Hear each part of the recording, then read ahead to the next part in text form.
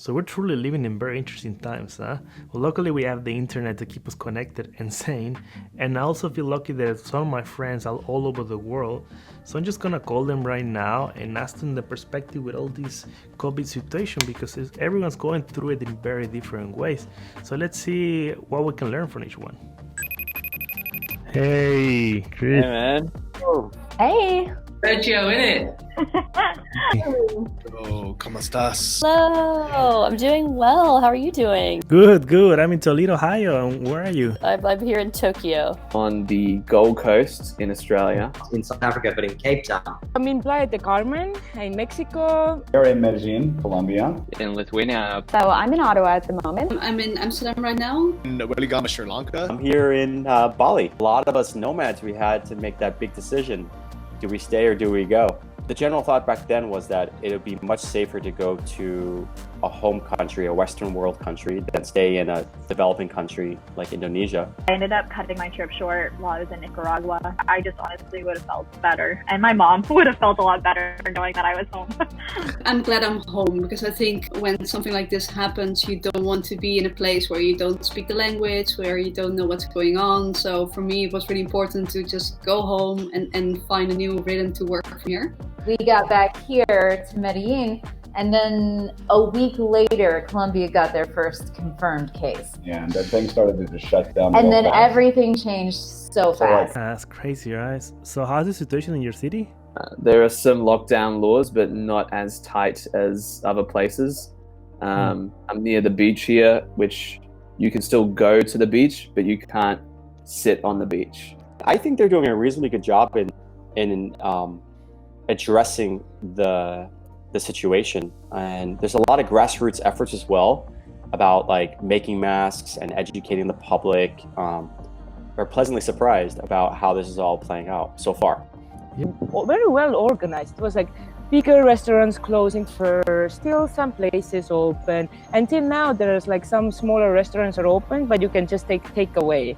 But it's like you still have services, everything is quiet. It's just like, it's a little bit ghost town, but also I kind of like it. You have to use the last number of your ID, and you can only go out on certain days. Based right? on that so number. This week, my days were Monday and Saturday. Rachel's were Thursday and Sunday. And now they're imposing really big fines on anyone who's out on a day that's not theirs. Like 900,000 pesos. And even like $220, $230. It's a lot of money. I don't know, the news is not sounding good for us right now. Like there's a lot of new cases every day, but we're allowed to go outside. We've never been in lockdown here. I actually heard that Taiwan had a really bad experience with SARS. So this time around, they were like super careful from the start. And they managed it so well. Like last week, they had 2 days where they announced 0 new cases, which is crazy. The streets are a ghost town, except on beautiful days like today. They've actually closed off the roads to cars because there's so many people that will try to get outside when it's beautiful, especially on the weekends. So we're keeping social distance, but able to walk around a bit. Living in the co-living, we have a social life, actually too much of a social life because everybody's stuck in here. So we actually hang more than in real life where everybody does their stuff outside too. The quarantine started really early here. It started mid-March, and it was 24-hour, 7-day-a-week quarantine. It's almost like being on Castaway, but I have food, I have water, I have shelter, and I have the internet. Yeah, we had to thank the internet, right? Which makes me wonder, has COVID affected your work? While I do create or try to create a lot of travel content, can't do that right now, but luckily I can still create content and still freelance as a web developer, even while stuck in the one place. We have also been like quite busy teaching English online because our students are in China and they've been home for months. But since the kids have been home, we've just been working morning, night, morning, night, morning, night, morning, night. I used to have 3 jobs here, and I'm now working in a way for all 3 of them again. Like even the third company, like they hired me a couple weeks ago to do more proofreading for them. So it's all remote, but it's like, it's not so much money, but it's covering, you know, it's good to have. That's what I've learned in this crisis is like, you've got to have your finger in a lot of pies, as we say. Livings are very affected. We're very lucky because we're what's called urban co-living, where we don't take people we don't know, because we need to trust each other. So we don't see anyone from outside. When we go out, we wear masks. When we come in, we wash our hands, we wash ourselves, we wash our groceries. So we do a little bit more than someone who lives in a regular house, because we're a bunch of people together. And now going, for the future, I'm scared to put down a $10,000 non-refundable deposit because I don't want to, ever go to the ticket holders and say like, look, I'm sorry, I can't refund it because they're not their fault. I want to be able to take care of them. But I think a lot of people don't think about that. A lot of people think like, oh, I put down my deposit, I want my money back. Or I bought the ticket, I want my money back. Yeah, that's true. It's a hard situation, like for everyone. So here's the thing. If our main thing was having events and we started getting more into having socially conscious trips so people can connect more with locals and have opportunities to get back to them, all that just stopped. I mean, you can't social distance and bring people together. It's mutually exclusive. However, we're doing what so many amazing people are doing is we're bringing things online. To be honest, because I run like an SEO agency that's completely remote, probably more businesses that can't network offline or have those sort of business meetings offline, they're turning to online agencies. So it's a pretty good time to have an online business, right? In the company I work with, it's very highly connected. It's in healthcare field. I work for Safety Wings, and we are all working crazy a lot, but it's very needed right now, and we know that actually with every step we take, we can actually help people. So lockdown for me, it's been very different. It's been different to most people, as I have a permit to go out and shoot. I was very lucky. I've been able to sell my footage to some big news agencies, Sky News. I'm doing it because I want to help, and that's why I started that campaign as well, Raising Hope, which is raised nearly $15,000, I think. It's insane. And how's your productivity over these days? There are really good days, but like you think, oh, I'm back to my normal, and then like you wake up and there's basically you have zero motivation to do anything, and I just get bored and I want to do something productive, and I want to do something that would help me after this is all over.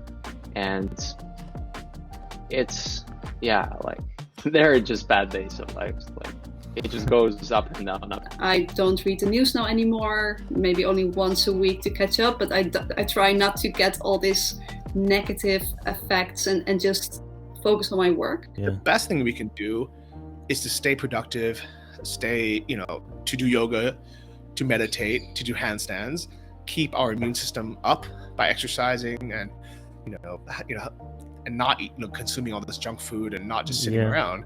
I've been keeping myself busy. I mean, to be honest, this is a pretty standard day, I think, for a nomad, minus like going out and exploring. But like, I usually work the majority of my day at home on a computer, sitting down by myself. Right? I think the hardest part of this is being at the computer all day. And then the things we would normally do when you disconnect, the adventures, the fun, the excitement, we can't do anymore. And like, I want to connect socially with people, but the last thing I feel like doing at the end of a day after sitting at my laptop is sitting at my laptop on a video call, even though I want to talk to people. Do you remember those times when you could go for a walk? Yeah, I don't remember that anymore. But tell me, what do you think it will change for digital nomads after the pandemic? Finally, they get us. Exactly, Finally, right? they will understand us better. Yeah, they're not gonna look at us as the crazy guys anymore. Yeah, exactly. There's gonna be like a similar percentage of increase, I think, on nomads, because it'll just make sense economically, financially. People might be looking for more meaning in their lives, and want to like learn skills and just expose themselves to new languages and new opportunities. So all the reasons that I love being a nomad, I think other people are going to catch on now that they're empowered. Before it wasn't necessarily a choice. Now it could be a choice. Yeah, that's true. Nomads, they're going to be doing more spontaneous traveling instead of planning and saying, oh, I'm going to spend, like three months in Mexico, 3 months in Europe, 3 months in Asia. I think they're just going to be thinking more short-term than long-term. People have been asking me, where are you going to travel to first after the lockdown ends, as if the lockdown ending is one point in time, but every country's dealing with it differently. I don't think the free travel where you can just show up, for no reason other than tourism is going to happen anytime soon. Like if I was willing to bet, I think unrestricted travel is going to be closer to the end of the summer at the earliest, and at the latest it's going to be like Christmas or later, but who knows, man. But in general, I think there will be more regulations in place, whether they come out with a nomad visa or they put in greater restrictions. I think it's going to go either way for more and more countries, as opposed to just not acknowledging us. Like, I've been telling myself, June, I'll get on a plane, woo! But no, I know that's not going to happen, so... Yeah. I mean, basically 2020 has been cancelled regarding travel. Too bad. It started out so great. It did. It started out so looking good. Great. It was looking like We're going to look back at this in a year's time, and we're going to be like, wow. Yeah. And there you have it. I hope these conversations give you a better insight of our lifestyle.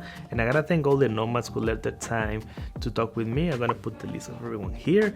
And these calls were made in a web app called Whereby. It's run by Nomads. And I like it because it's browser based and it's very easy to use. But I'm sorry, sometimes the sound wasn't the best. Like they have a few things to improve. And yeah, just gonna say that we're all in this together, and I don't know, in a couple of years we're gonna read this in history books or something. We're just gonna laugh about it. So right now we just gotta stay strong, stay connected, and stay safe. So I hope you like this video, and see you in the next one. Ciao.